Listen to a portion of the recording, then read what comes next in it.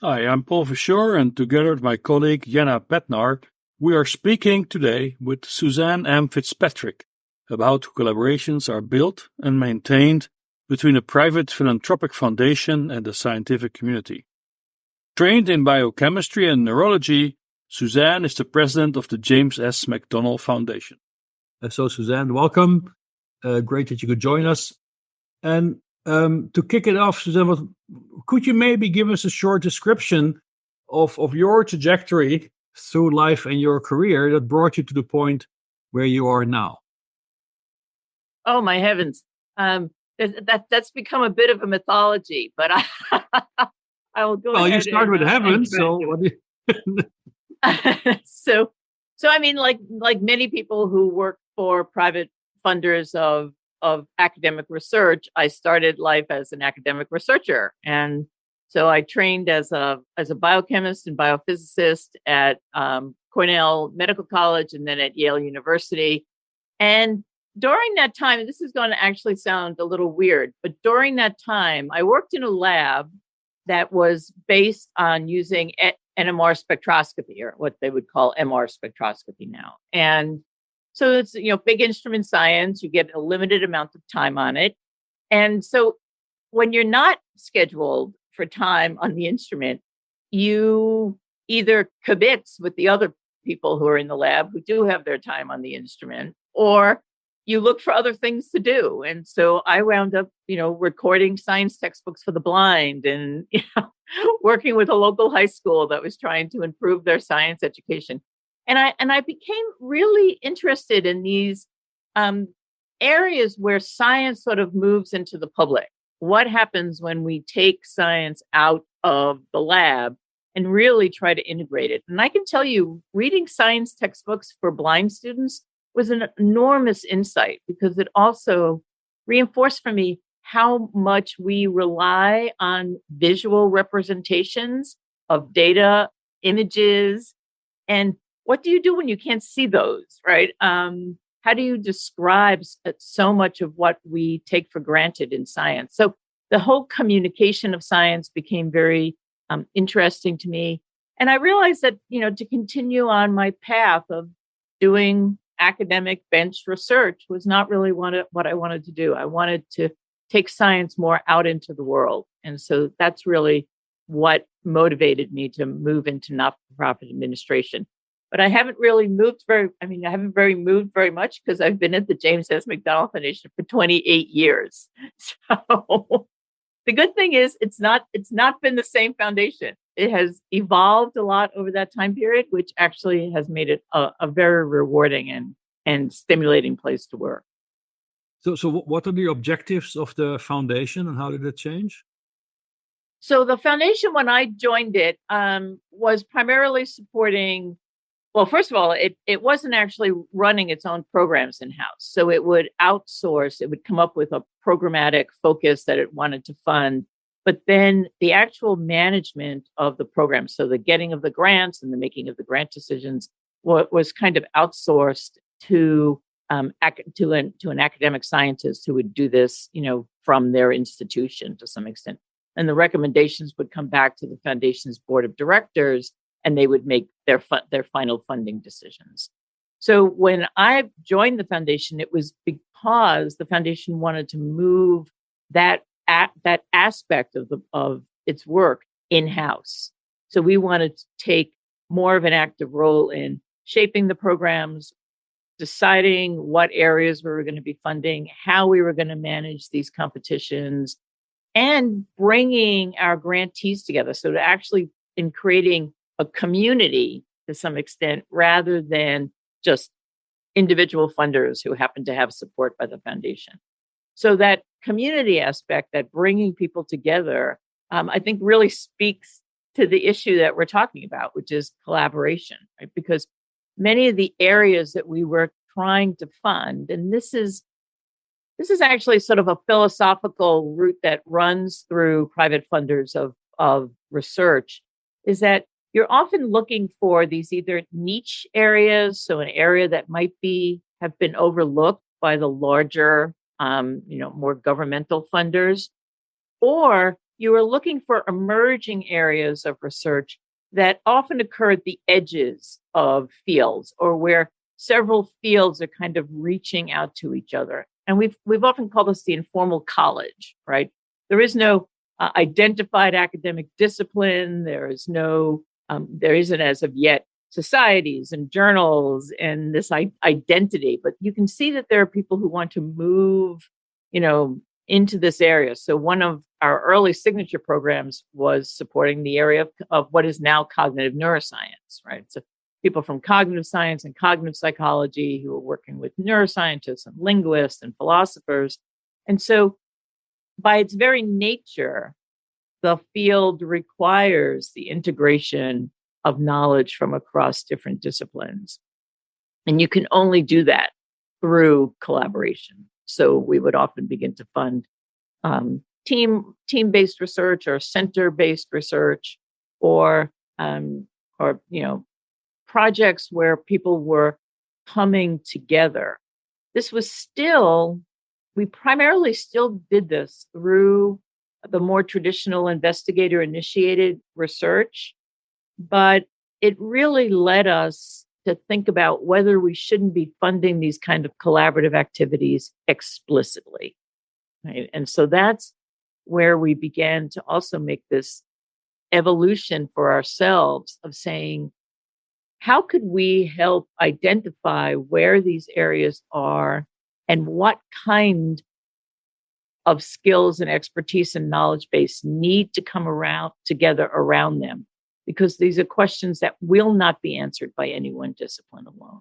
Right. So that's really how we've been evolving. And so, as knowledge moves and as other funders come into fields, you're constantly then creeping along this edge yourself, trying to stay on this kind of on this kind of edge at the edge of this work. Right. So now you mentioned that strategically, you therefore really wanted to enhance collaboration between certain researchers or disciplines. So then what do you exactly mean with that? How would you define collaboration? So this is interesting because I've been thinking about this quite a bit lately.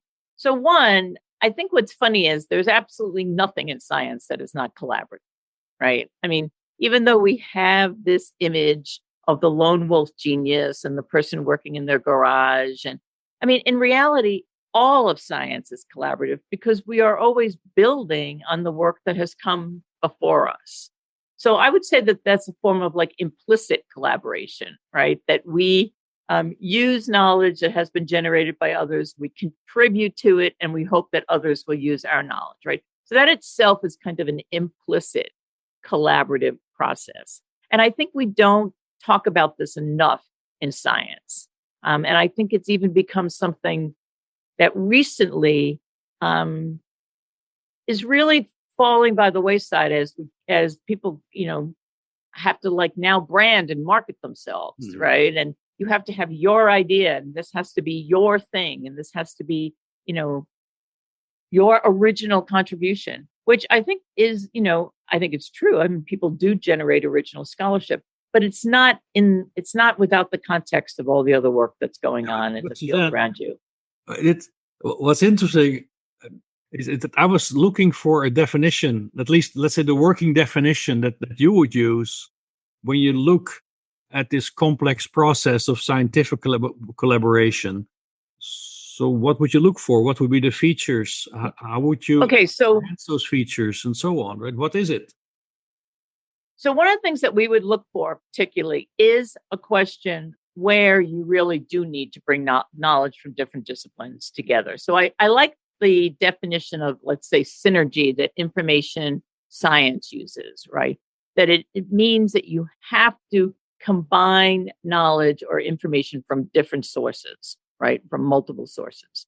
So that I think is the idea. So maybe the best thing would be to give you an example of one of the collaborative ideas that we funded. So Williams syndrome, right? Very well-known syndrome in the neurosciences, a genetic deletion. We know it very well. It's been characterized very highly at the genetic level, right? how does it act? So how does that genetic defect actually wind up leading to the syndrome, right?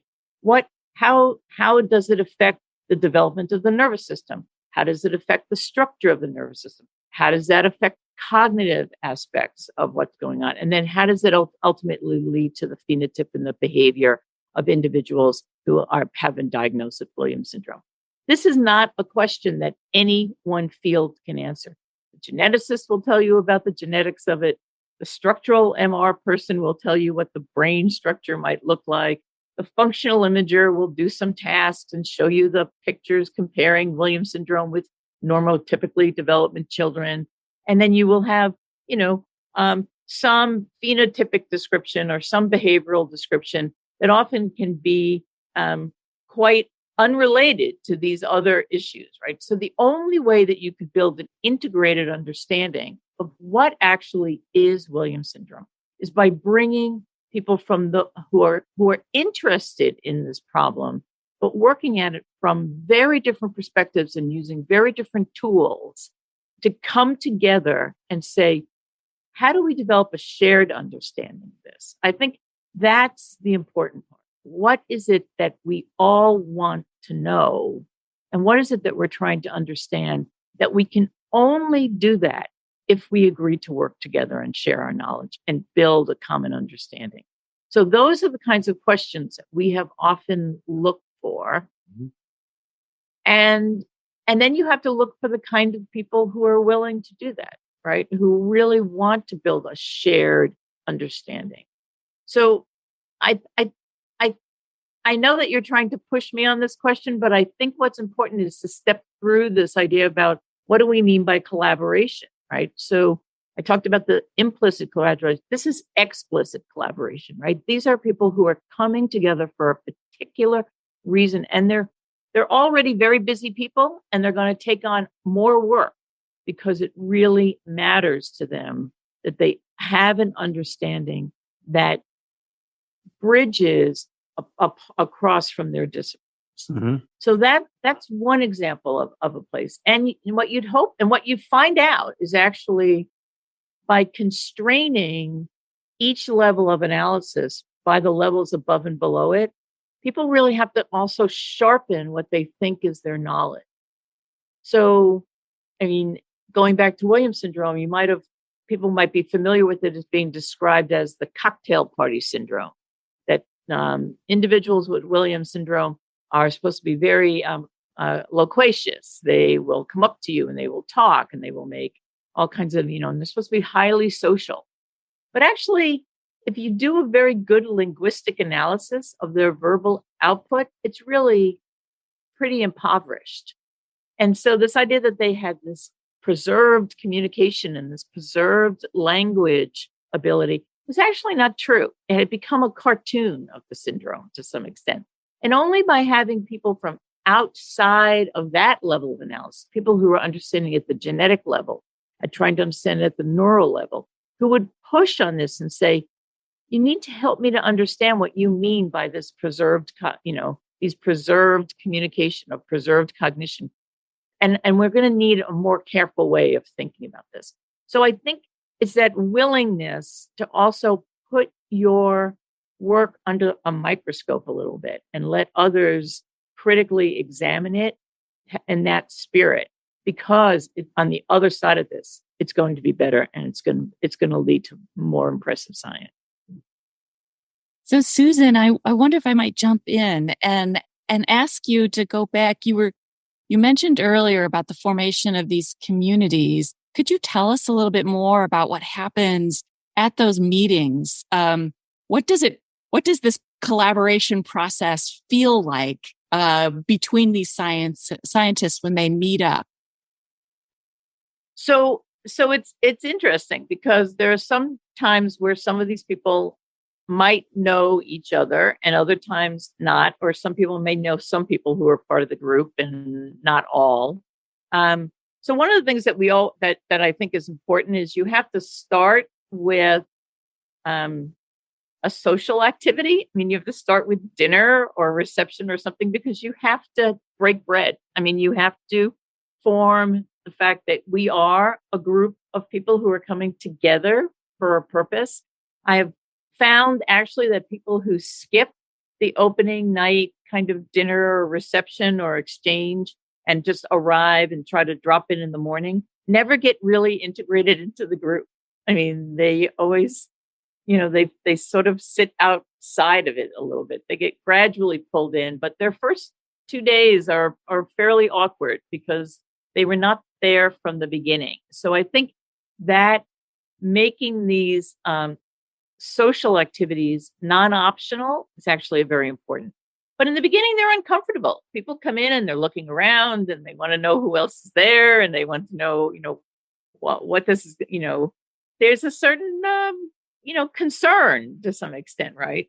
Particularly if you've asked them not to do their traditional academic thing of giving their talk of here's who I am and here's what I do. If you push them beyond that, I mean, you can see that there's a certain amount of nervousness, and it's not until you really can begin to develop this trust. I think the trust component is really important, and that's often a role that the foundation plays. Is to some extent, we've asked you to come and be part of this group as a guest. So there's a hospitality component to this. And I don't mean just in serving, canopies and a beverage, but I mean, there's a sense that we've got your back on this, right? That you are not going to be embarrassed. You are not going to be made to feel uncomfortable. We're not going to waste your time. This is something that you are here because we know you care about this, and this is an issue that you really want to contribute to, and that everyone else who's in this room has that same intention, right? So there's that kind of helping to build trust. Then there's the the gradually getting to know one another.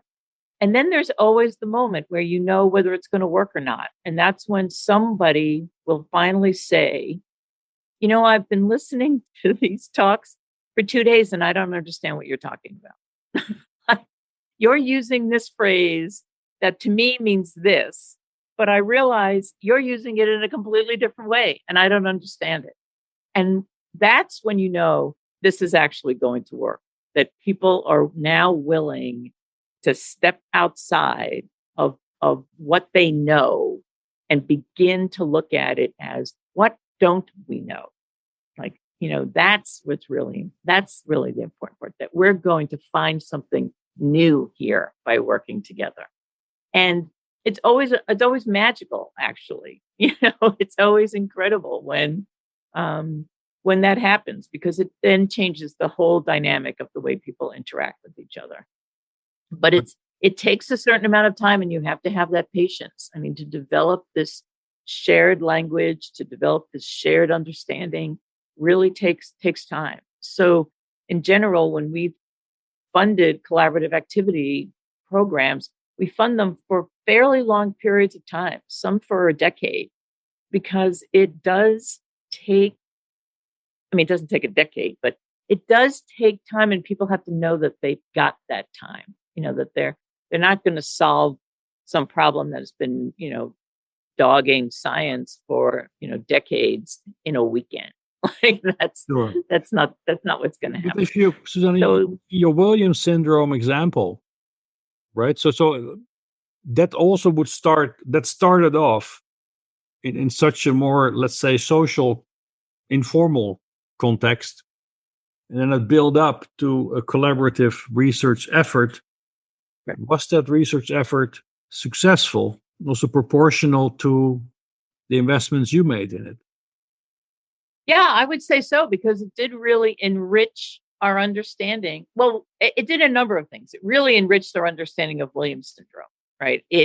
Because again, there were these isolated bits and pieces of information, but it wasn't until you really began to put them together that you could begin to see sort of the gaps and the lacunae in our understanding. So by filling that in, you really did get a much richer understanding of the syndrome, which really led to a much different understanding of what the actual capacities, skills, abilities of individuals what Williams syndrome was, because But there's they had a filled out phenotype. yeah, right? but there's a risk that might be a bit a low bar, no? Because in some sense, you, from your position, would like to see, if you want, a significant increase in understanding and knowledge by virtue of engineering this collaborative effort. And in some sense, I could say, well, if I put a few scientists together for a workshop on that topic and they write a volume together on that, I could also say, like, oh, yeah, there's more integrated knowledge now because they wrote a volume together, right? So that, I guess that's not really your measure of success in this case. It must be. No. I mean, what we would measure is how much do individual research projects begin to change as a result of this, right? So, I mean, that's the other weird aspect of collaboration, right? There's this part where everyone says, okay, here's my part, here's your part, here's another, we're going to stick all the puzzle pieces together and it's going to work, right? That's not what this is about. This is about growing a broader understanding that you have also of your own work.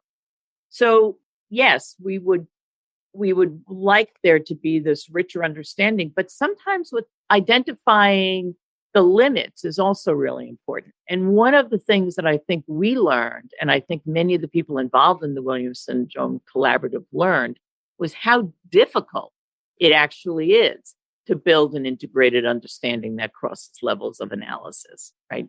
That it's not just, we can just stick the pieces together. There's a certain amount of gappiness to the knowledge base right now that is really difficult to solve. And we have to be honest and kind of forthright about that instead of wanting to tell these very neat stories. So what you began to see was people being more comfortable with the fact that their knowledge was gappy and that they didn't have to fill in with, a lot of hand waving and making broad assumptions or big leaps or building bridges too far across some of these gaps in their knowledge, right? That acknowledging that, yes, we actually don't understand how this genetic defect affects the central nervous system in a way that leads to this cognitive changes that manifests as this behavior. And that, can we do that? That's then, again, for us, that's the interesting part when people begin to think, how could we do this? And can we do it? Exactly. However, there's an interesting aspect to this that I feel you didn't elaborate that much yet, because in some sense, you are also taking a position where we say, okay, we as foundations see an opportunity. Now we want to bring these scientists together so that they actually see the same opportunity. So that this is a very interesting difference in perspective. But then, of course, you have to measure these outcomes. You now, and you said it implicitly, you have to now assess the quality of that collaborative effort with criteria that the scientists themselves don't have because they're not aware that this is even possible.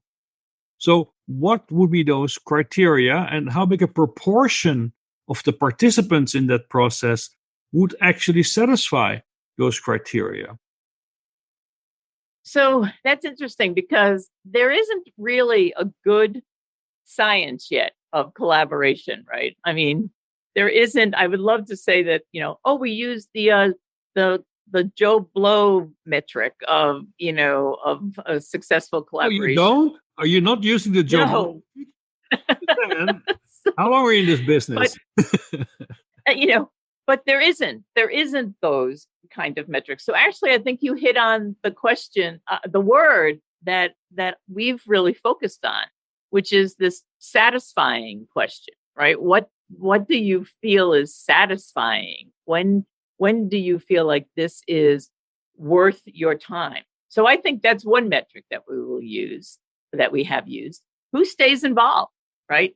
Who continues to come back meeting after meeting, year after year, week after week? Who is continuing to share their information, to push their own work in new directions?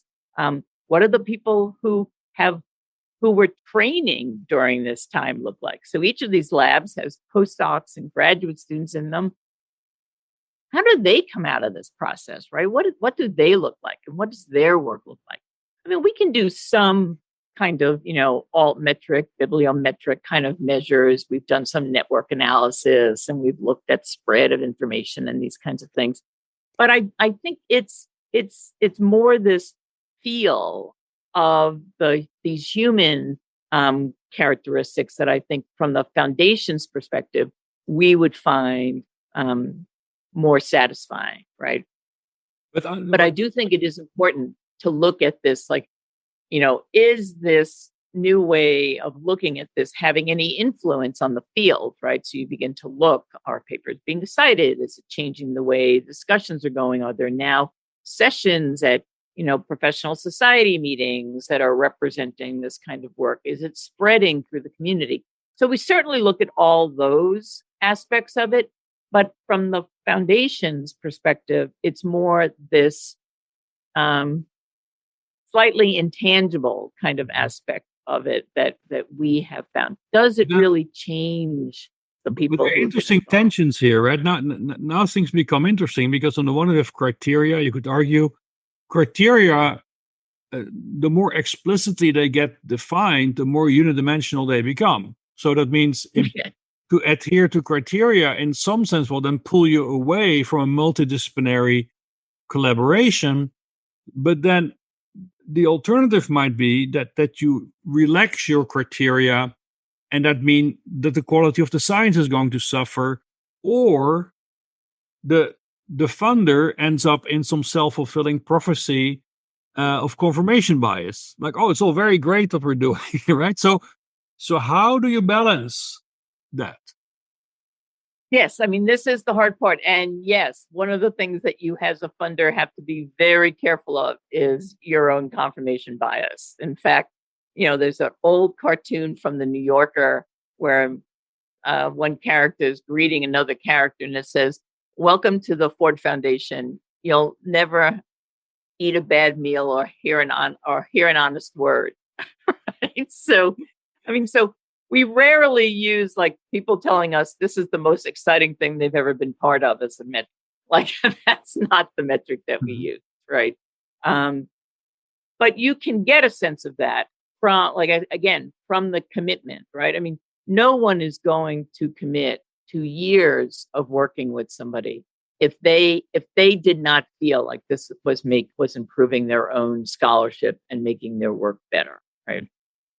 And like I said, then you can begin to see the spread of these ideas, which in the beginning might have actually been quite radical, into the field, right? You can begin to see more of this work going. Mm-hmm. But I think it does come back to this, who do you have in the room at the beginning, right? So to some extent, you do have to have some individuals who have, who are quite prominent in their field.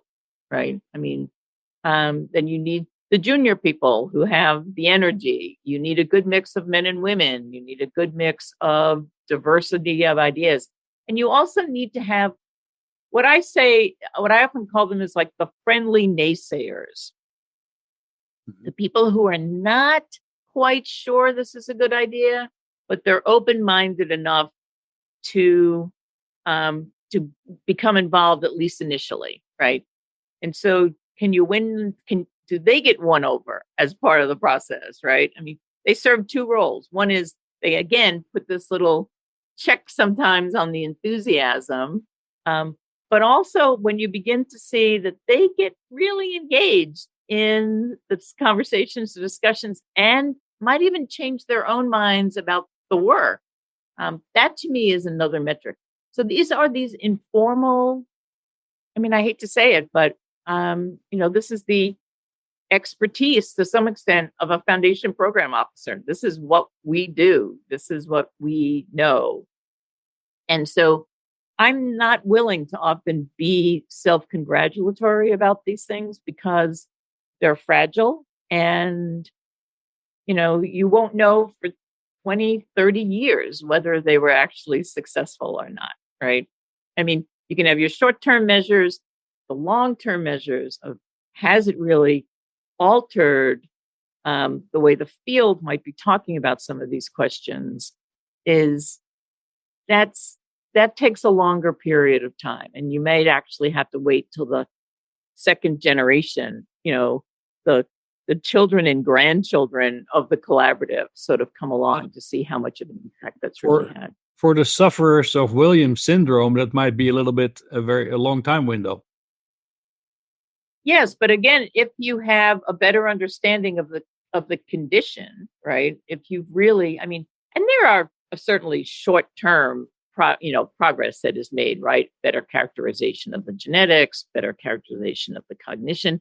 If you're working on a very limited understanding of the phenotype, it's also very difficult for you to understand what's the best way to support these individuals as they pursue their lives. What's the best way? So you can, are you going to fix Williams syndrome by understanding the genetic defect, or are you going to have to really understand the developmental trajectory, the interacting unfolding that's going on over time?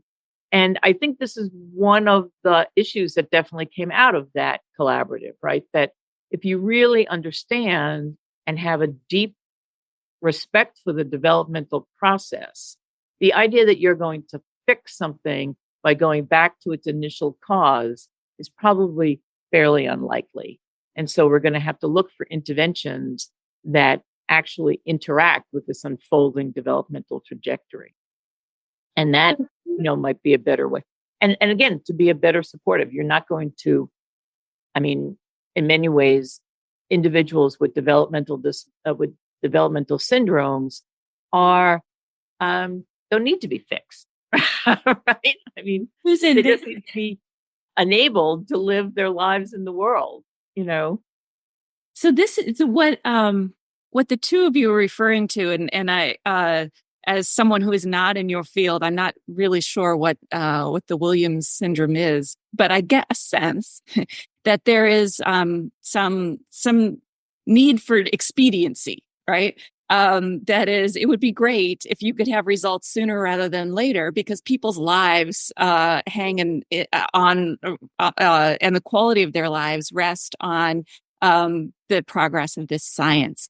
So you've been talking a lot about the structure of these communities and how deliberately you as a foundation think about who should be in that room. How do you structure then what happens inside that room to encourage the building of that trust that you spoke so eloquently about earlier? That's like kind of the necessary ingredient. And then how does that structure shape? How much are you thinking about the rate of progress of this project? So one, Jenna, Williams syndrome is not a life-threatening developmental disability, right? So there is certainly a need for better understanding and better support, better educational systems and these kinds of things. But it's not like it requires, an immediate intervention, right? Now, there are other areas where you could see something like that. I think, if you really wanted to, to use a very contemporary example, right? If you really wanted to understand why the Miami condominium complex collapsed, right? There's an immediacy about that. And I think this is the kind of question that I think very quickly, you're going to need a group of experts to come together around this problem. And you're going to find it's not a single cause, right? That there were all kinds of things. And it's going to go from the engineering perspective all the way up to the social governance issues around these things. But if we want this to be better in the future, we're going to have to bring that kind of information together, and it's going to have to happen relatively quick. So there is some place where I think you need to foster that kind of dialogue. So how do you do that? It's very different depending on the question. And so every one of our collaborative activity awards, and we probably have had 30 or 40 of them now, look very different in their structure. So there are some that I would call like the hub and spoke kind of structure, right? There's a central core group of people, and then there are these, connections to them where people are contributing to a different extent and on different points. Then there's this highly, sort of network, piece where these people really do come together. And to get back to Paul's earlier question, this is a place where you can actually do some scholarship, because when they initially come in, they have very few connections amongst each other. They might have read a paper or maybe cited somebody one time, right? And over time, you can see how their connections and their networks grow. So the hub and spoke structure and the network structure require a very different kind of support, both financially and socially, right? Because the hub and spoke, it's how do you keep the outlying groups kind of engaged all the time when they're not part of the core center, right? So you really have to think about, how are you going to pull those people in? Is it going to be through, an annual meeting? Is it going to be through regular dialogue? Is it by creating strong links between each one of those core with the core, right? Or do you begin to think about how you could build little links between them that will keep them linked? So a lot of it depends on the question that's being asked and the kind of experts that are actually engaged, right? So I don't mean to be vague about this. It's just that it is highly unique to each. There's no magic formula, right? And I've heard a few other foundations, who have said, "Oh, here's how we do it." And you get this kind, and it has to be this number of people, and they have to, represent this, these many different disciplines, and they have to meet this many times. And I'm not sure that any of that would hold up to scrutiny, because I think every single one of these has its own dynamic, has its own personality, has its own, and you have to be willing as the funder to let that structure emerge.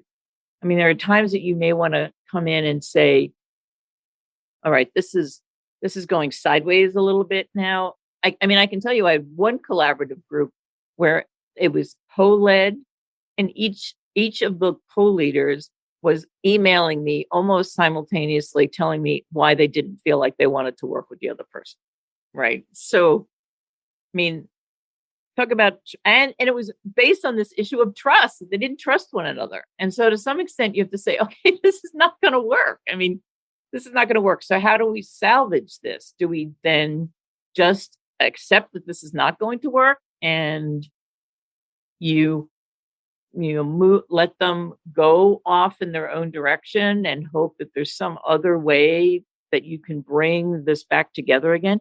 But sometimes it just doesn't work.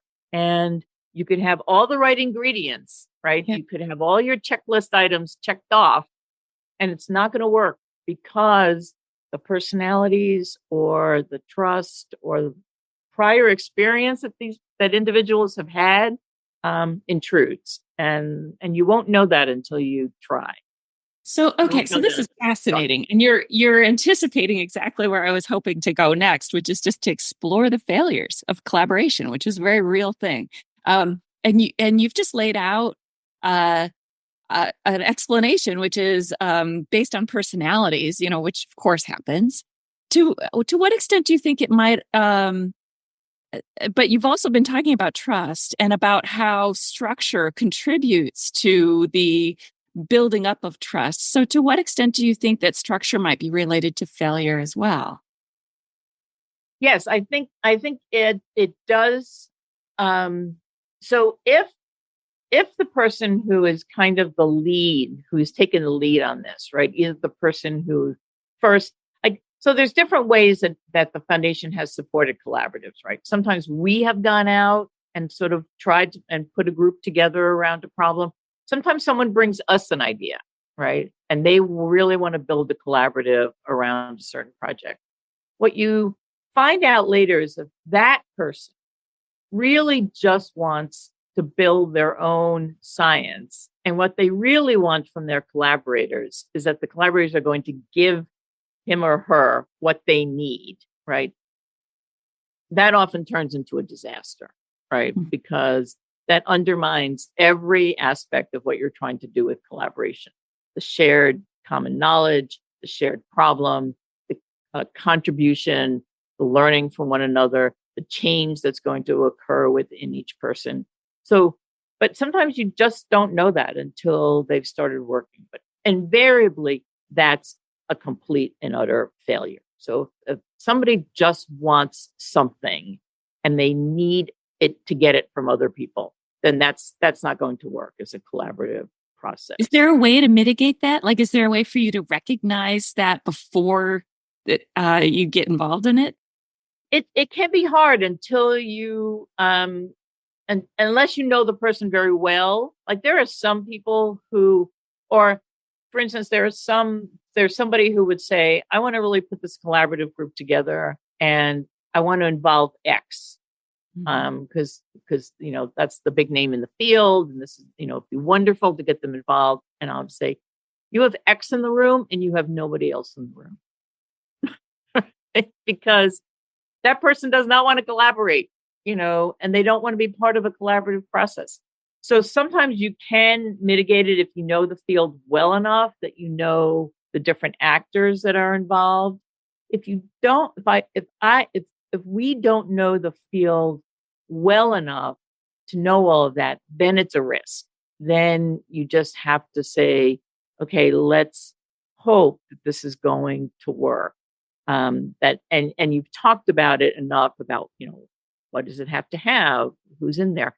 I mean, we also get, we will ask for proposals and plans as part of this. We'll get external advice on this, from people who will say, gee, this is a great idea and this is exactly what needs to happen. They don't have the right people at the table. Right. Right. And so then you can rethink that. Then you can mitigate it to some extent by saying, could we get some of those people at the table? But there's some... Or are they open? Here to unpack, right? On the one hand, if we speak of success or failure, that's not binary. Right. So you spoke about 30 plus projects that the collaborative projects that you have supported. Now, over those 30, how many were failures? See, you're acting like one of my board members now, Paul. They always want to hear about the failures. And so in reality, I don't think any of them fail. No, but that's exactly the point I want to get to, right? So what is failure in this? You're less successful. Exactly. I would say, failure to me would mean that it fell completely apart. Mm-hmm. Nothing got learned. And in fact, a lot of bridges got burned, right? That to me would actually be a failure. Right. And I think Jen is right. You usually can mitigate the situation so that does not happen, because invariably, you live to go for another day, and this whole opportunity may resurface at a different point. Sure, so you don't want everyone leaving.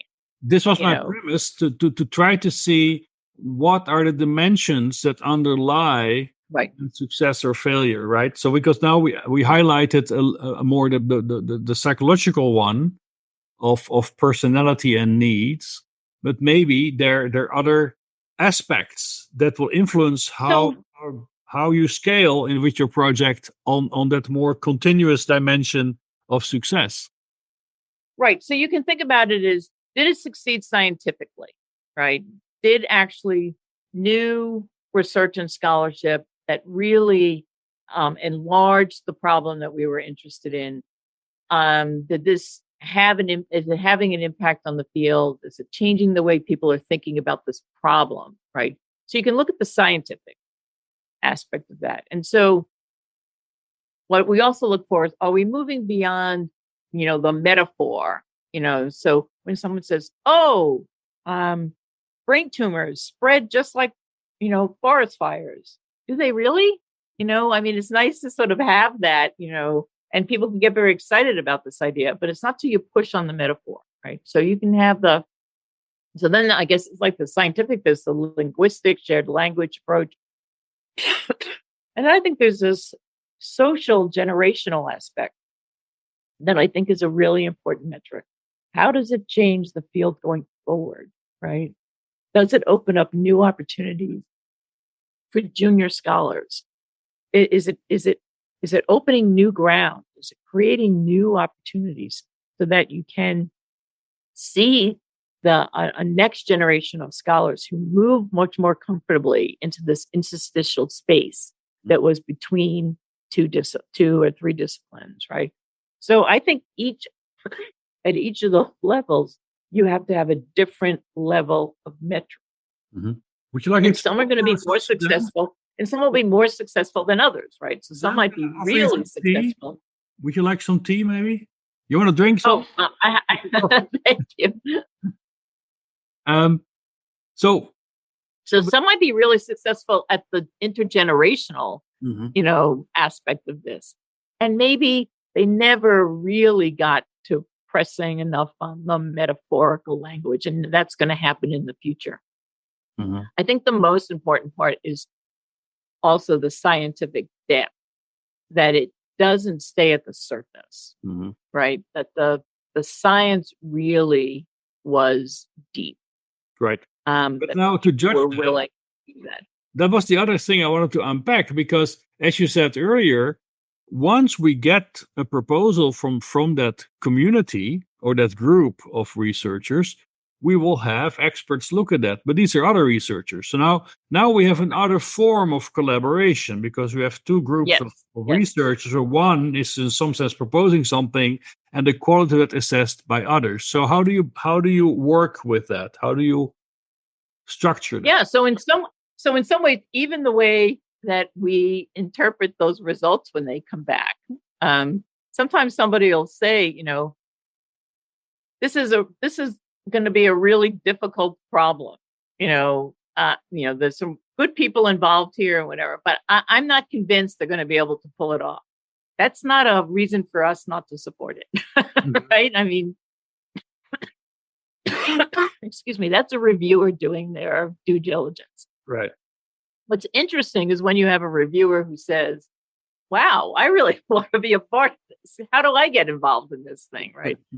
So again, they can help. They can help with that, because they'll also they can identify whether the question is interesting, whether you've got the right expertise, and whether you've got the right mix of personalities to make something pull off, because they often know the individuals better.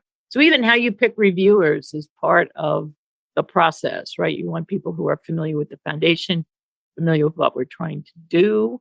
I mean, I don't just go out and pick a name out of the phone book, right? I also have trusted advisors that I use to help me make these kinds of decisions. But I sense that also constrains your room for maneuver, because for your own credibility and the trust people would place in you also have to make sure that you stay roughly within the realms of what these experts would find tolerable.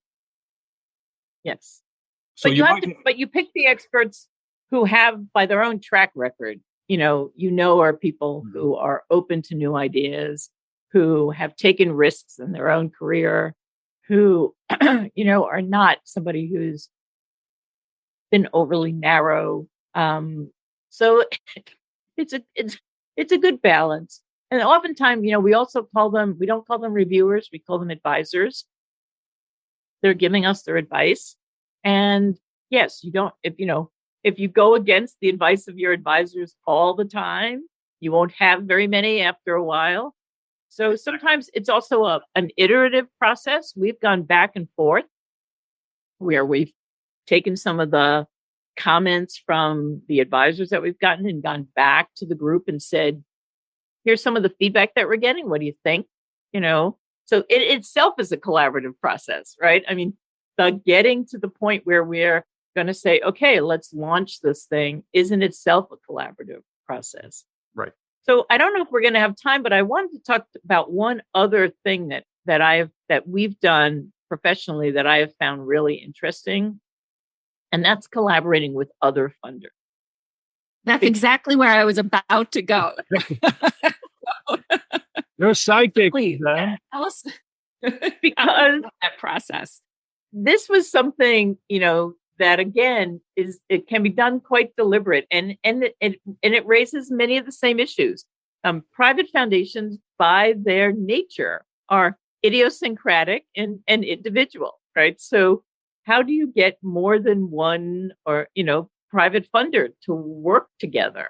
And it's we've done it a number of times. We had this long running program with the Pew Charitable Trust that was called the McDonald Pew Program in Cognitive Neuroscience. We had a joint effort with the MacArthur Foundation that lasted a number of years. And we have, and currently we're part of something called the Brain Tumor Funders Collaborative, which is a 6 funder organization, virtual organization, has no real structure, that works collaboratively. And for each of those, we have found, in fact, the Brain Tumor Funders Collaborative was a deliberate, intentional coming together, because many of the funders in brain tumor felt like there needed to be more collaboration among brain tumor researchers. And we all said, well, if we're asking researchers to collaborate, why aren't we collaborating? Like, you got a bunch of small funders, small independent funders giving out piecemeal grants.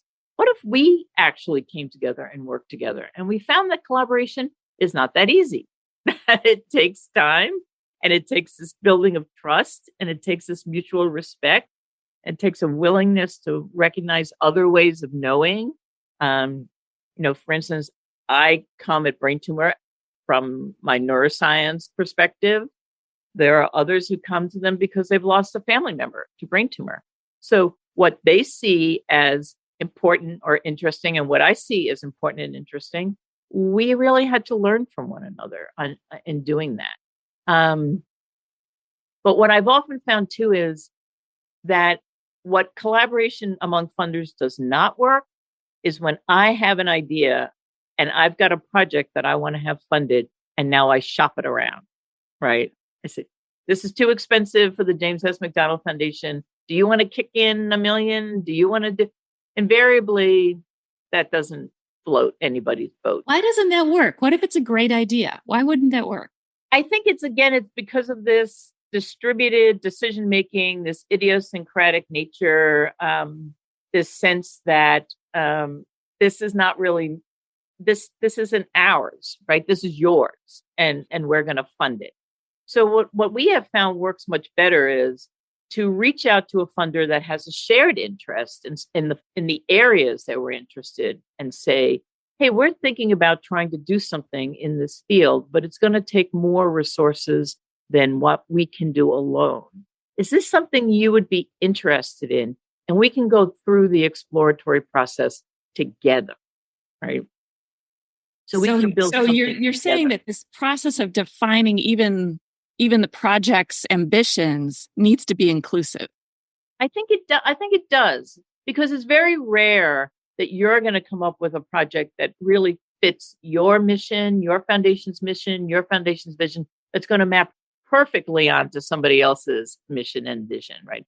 So you also realize that by doing this, does it enrich your original vision, or is this something that's going to now dilute your original vision? And that gave us a lot of insights also into the research collaboratives that we're funding, that people who are coming together, each of them has to have their own interests and their own research to some extent enriched by the process, not diluted by the process. And that's interesting. And so right? I think that's...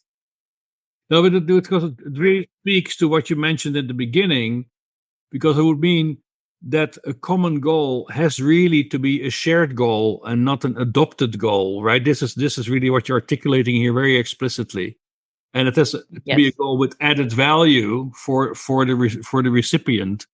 Right. So I think this is a very clear conclusion from that. But have you found these collaborations with other institutions and foundations so far successful enough, or is it still a process in the making? You're getting there. So I would say that the McDonald Pew program, which ran for a little over a decade, was a successful collaboration because both the Pew Charitable Trust and the McDonald Foundation had been looking at the possibility of doing something in the area of this emerging sort of cognitive neuroscience field, right? What was interesting is that we had very different goals, right? The foundation wants to understand the mind-brain problem, right? That's what we're interested in. Like what Pew is interested in is how does a unique academic discipline emerge and become solidified? So they were interested much more in the structure of things. Like, should there be a summer institute? Should it have its own journal? Should it have a society, right? Once those institutions were sort of in place, they declared victory and kind of moved on, right? I mean, we said, wait a minute, do we still understand what the mind-brain problem? No, like we now have a field that's explicitly focused on studying this problem. But I'd say we're no closer to answering it than we were, 10 years ago. In fact, I still think we're not very close to answering the question, despite all the research that has been done.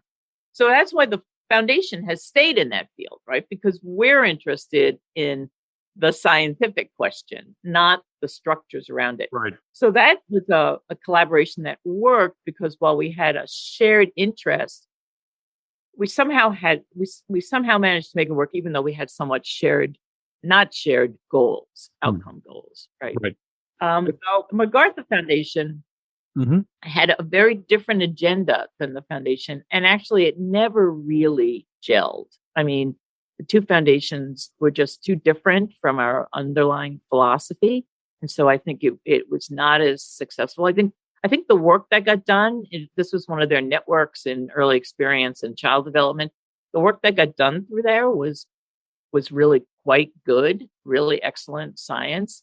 But I would say our collaboration, the collaboration between the two funders, was less than successful. Right. So, Brain Tumor Funders Collaborative is amazing. I mean, it's been around, we've been working together now for almost 20 years. Yeah. And even though, except for myself, almost every other partner has rotated out. So, okay. And it's still working. We're sustaining, we're working. It's working both as a funder collaborative, and I think the science that it has changed actually the nature of even how funders, disease-specific funders, and advocacy groups interact with the scientific community. I mean, it has totally created a new model of collaboration because we consider the Brain Tumor Funders collaborative, the funders, the researchers, the advocates, the patients, so it's a very different approach. Right. But now, given this long experience you have with collaboration in the research community, between funding organizations and so on, what do you see as the critical questions that you will have to answer to yourself and your organization to further improve your ability to instill collaboration? What are the critical issues right now? So I think, again, collaborative science is in some ways the way of the future right now, right? I mean, almost all funders are looking at how to get teams of people working together. And this whole science of team science is kind of emerging right now. So I think the challenge for the field is exactly the questions that you've been asking. What are we going to use to determine whether these approaches are actually getting us better science, right? I mean, there's this implicit, and we're as guilty of it as anyone. We have this implicit sense that for some of the kinds of questions that we're asking, you really must, getting back to the original, information theory and synergy, that it requires that you have information from multiple sources, right? But is that how will we know that that's really true?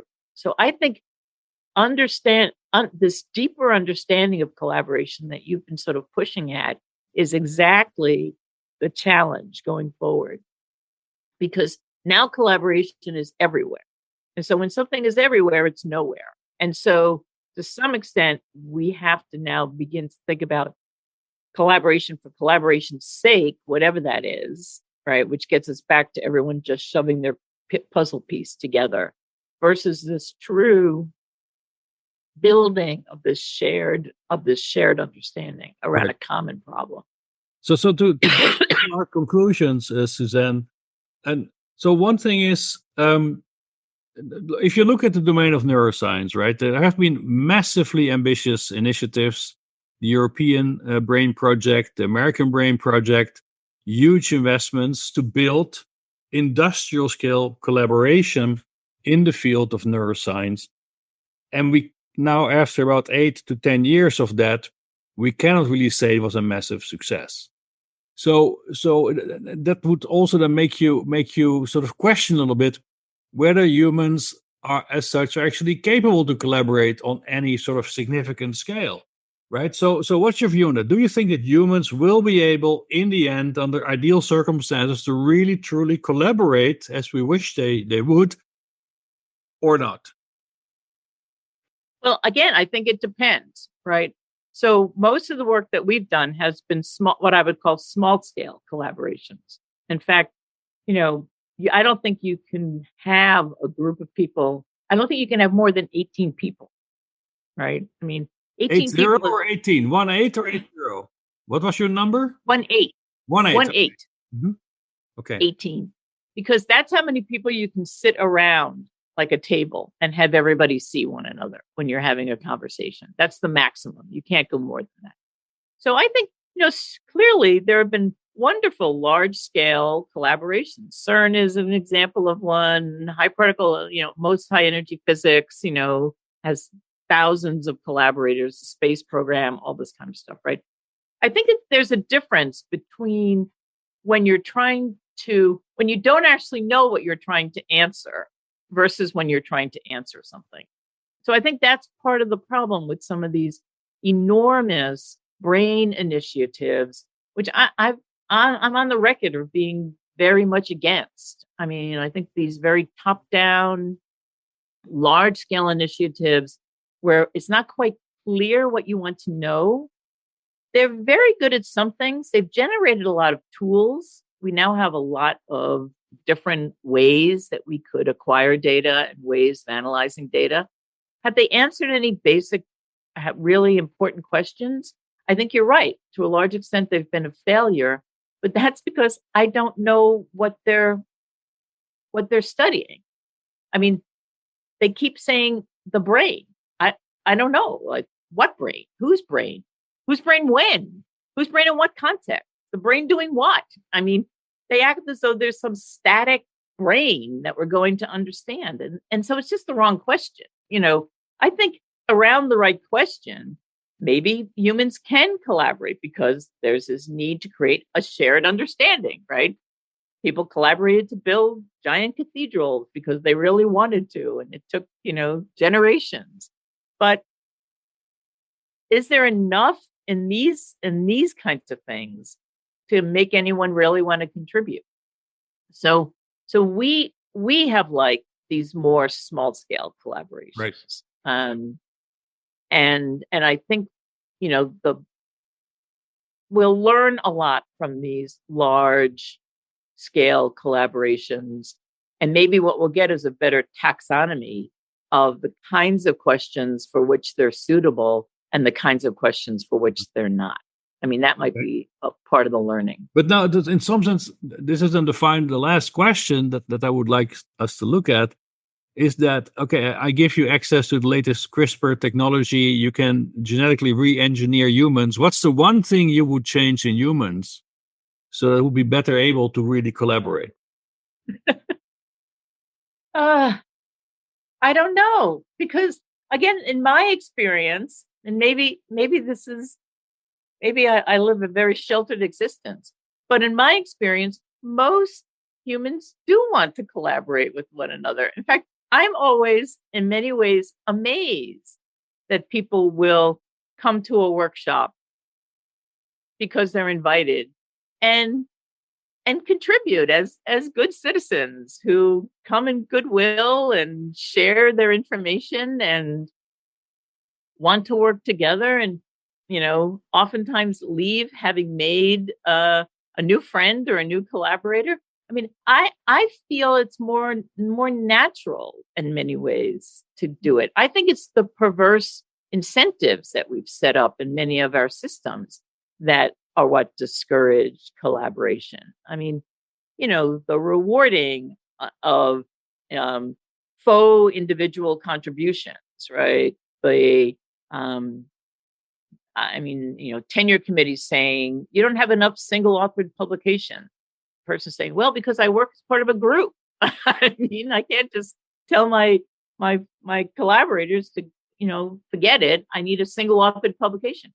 So, I mean, I think most people want to work together. I think science has selected to some extent, sociopaths who don't want to work together because the reward system rewards them. But I think most people want to share. I think most people want to learn from one another. And so I'm more hopeful actually that that creating a shared vision is really what's important. And I think that's we have this our newest collaborative is a collaborative on collective memory. So cultural collective memory, right? And what we're trying to understand is exactly this point. How is it that we as individuals share our cultural knowledge? How do we build these, collective memories? How do we act on them? And I think some of the resistance that we're seeing right now, particularly in the U.S., where our populations have become quite polarized, is that we don't have this shared vision any longer. So it's that your vision is taking away my vision. And what I think we have to get back to is this: how are we all contributing to a shared vision? And I think if we could do that, I think you would see this, at least a diminution of some of this polarization. I think what many people are really afraid of is that they don't see themselves in the future. And I think that's something that we could do. So that's where I think at the heart, maybe if I could fix anything with CRISPR, it would be the scarcity mindset gene. Is there a scarcity mindset gene that somehow you getting something means I have to get less? So if we could fix the zero sum, we need to fix the zero sum gene. If we could identify that and CRISPR it, maybe we could solve a lot of problems. Fantastic. Suzanne Fitzpatrick, thank you very much for this conversation. Hi, you listened to one of our podcasts in the series on collaboration, produced by the Instrument Forum and the Convergent Science Network. You can find more episodes on our website.